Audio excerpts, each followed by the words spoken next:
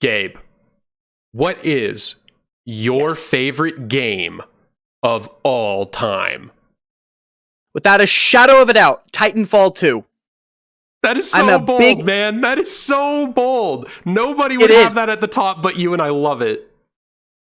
I am a big FPS guy, right? Though I'm not like a Call of Duty player, I was always Battlefield, but Titanfall 2 is the perfect first-person experience.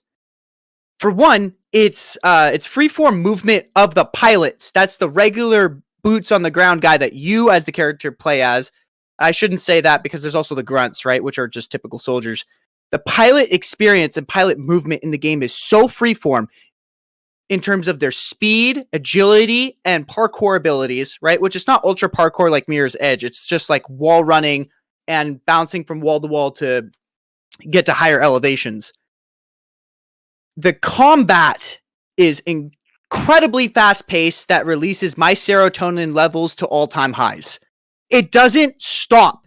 There is no respawn time wait. I just spam spacebar and I'm just back in the fight, back in the fight, back in the fight, back in the fight. Get that guy, get that guy. I want to get my revenge on this one. Titanfall 2 is just antidepressant simulator. It's antidepressant simulator. Yeah, you could say that one more time. I usually, when I'm playing Titanfall 2, for me to actually perform good, I'll like be on 2 yerba mates and I'll just be wired. And then I'm unstoppable and for like an hour before I like start to crash. Booger sugar levels of gaming. Yep. The game perfectly balanced, and the whole, actually, I should start with this. The game flips everything on its head the moment a Titan is on the field.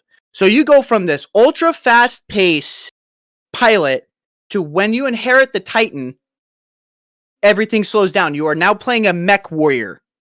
So this is like, you have to switch up how you think about your combat the moment you enter that mech. You don't want to be in tight spaces where pilots can get the jump on you. You also want to keep your Titan in more open spaces and get distance between you and the pilot. So that's kind of like that perfect balancing act between pilots and Titans. Because even though the Titan can easily take down a pilot in one punch, but the pilots can crawl on your back, take your batteries, throw grenades down your hatch. It's like a one world experience that actually does this Thanos level perfect balance act. I'd also like to say that the map design perfectly reflects the playstyle of these two characters. So the map design in its multiplayer has large open spaces and tight confined spaces. There are spaces that the Titan cannot traverse, like inside these buildings or inside tunnels. So if the pilot, it's like a rat, they go into a rat hole and you can't get them. Versus when you're in a pilot and Titans are on the field, you don't want to be in big open spaces.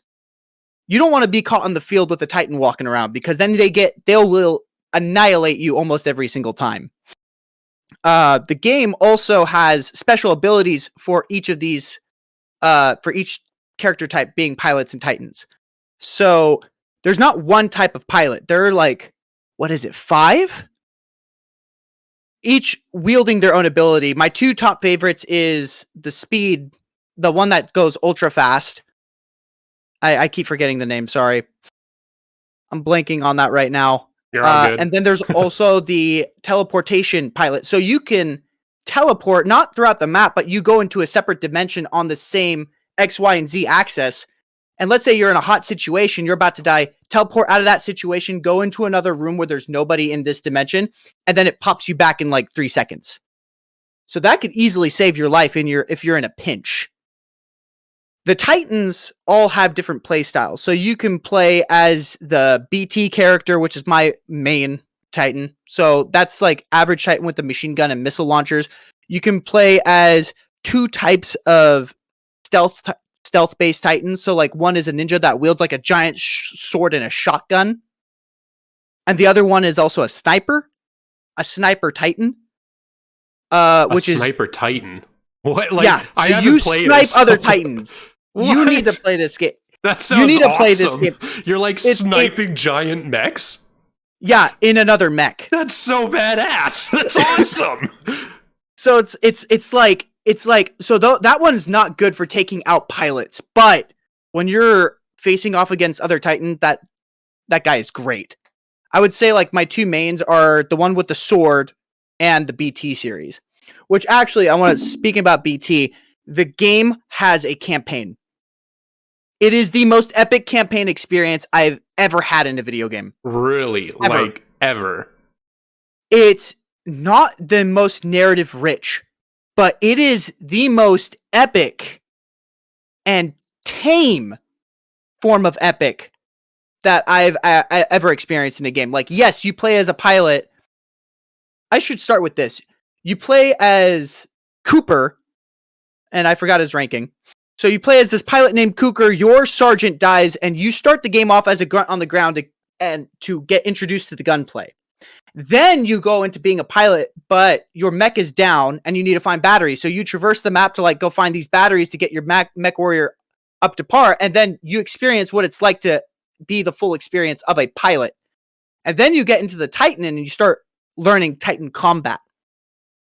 Then for the rest of the campaign, it puts you in situations that you wouldn't think would be within the game. Like, really good examples of this is like separating points of separation between you and this character BT. And the mech is actually its own character named BT, and he is probably the most entertaining aspect of the entire campaign. He is actually probably the better character than over Cooper by a long shot.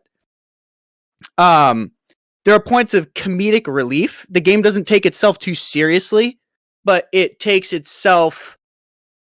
Oh gosh, this is like a hard thing for me to describe. It doesn't take itself too seriously like Call of Duty. But it doesn't give you any relief in terms of its sense of scale and large open combat. Like, the game feels epic all the time in it with no relief. Reminds me how it feels like whenever I watch Avengers Infinity War, and it's like 2 hours and 45 minutes long as a movie, but it feels like it's an hour and a half because there's no breathing room. It's large scale epic collisions of epic heroes for almost 3 hours. But my highlight of the story and the campaign was, it's ultra fun. It's a story that was worth telling, and it was short. But the thing is, I didn't need the campaign to be long. It was a short, simple, sweet, and I loved it. It's kind of like Republic Commando 2 and Left 4 Dead 2. This game needed a damn sequel, especially Titanfall 2. This game needs the damn sequel, and Respawn never made it. They went with the Apex Legend title, and I hate it, right? Because I'm not a what's that game mode called? Battle Royale. Gosh dang it. Battle Royale. I'm not a Battle Royale guy. 2, the movement sucks compared to Titanfall. It will never live up. Like, sure, it has all the same guns in it, but it's not a Titanfall title. And everybody, like, there's a massive community online that's been saying, we need a sequel for Titanfall 2. We need a Titanfall 3 because the way the game ends, and I'm not going to spoil it for you. You just need to play it and you'll see why we need a third game. Fair enough. I want to focus in on something you said where you said that this was a story worth telling. I wish game developers nowadays would ask themselves that question more, because so many games nowadays, I think of Halo 5 and Halo Infinite. For me, I feel like this is how people feel about Call of Duty 3, but these first-person campaigns where there's maybe not as many people as the online multiplayer community, but it's still a large community. They're telling stories because they need to tell a story. They're like, we need a campaign mode, so we need to tell a story. How do we do that? Instead of asking, is this a story worth telling? And how do we tell a story worth telling? That is such an interesting way to phrase how you feel about its story. And it really inspires me to want to play the game. That is a statement that makes me want to say, well, then this is a story I should be told, you know? I don't think about that very often, and yet that's a good way to phrase it. And it's no relief the entire way through. Like, you are entrenched in its world. The action the action and pacing of between the pilot and Titans, especially through its campaign, is done extremely well. It's also a very well optimized game. There are no hiccups. Like when I play games like Call of Duty, there's always hiccups. There's always micro jitters and bugs. This one is extreme, like Doom Eternal. I should have also put that in the honorable mentions, by the way. Like Doom Eternal, optimization is key. To me, it's actually, I would actually prefer optimization in a game more than graphical fidelity. And that's the other thing I like about Titanfall 2. It's a stylized game, and I think it was made with Source Engine.